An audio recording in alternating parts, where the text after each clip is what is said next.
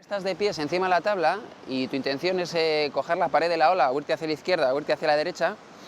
Bueno, tu cuerpo siempre tiene que tener una posición y siempre tiene que tener un estilo, tiene que ir bien colocado. Esta piernita siempre un poquito metida para poder girar mejor la tabla, el brazo de atrás siempre levantado y el de adelante dirige hacia donde quieres ir. Indicas con tu mano de adelante hacia donde quieres ir y todo tu cuerpo se tiene que desplazar hacia ese lugar. Entonces sería, si me quiero hacia la izquierda, lo que intento meter es esta parte de aquí de la tabla en el agua. Entonces tengo que hacer fuerza con los pies para poder meter esta zona de la tabla.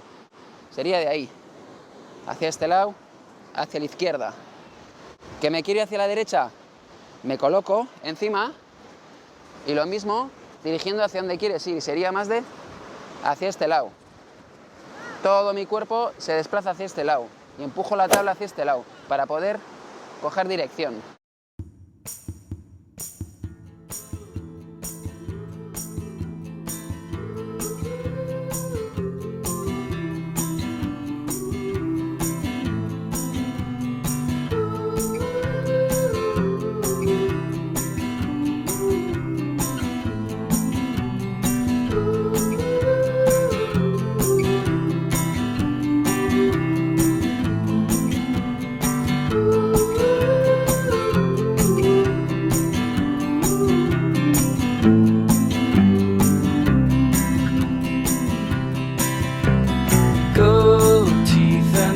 For this town, we're all in my mouth.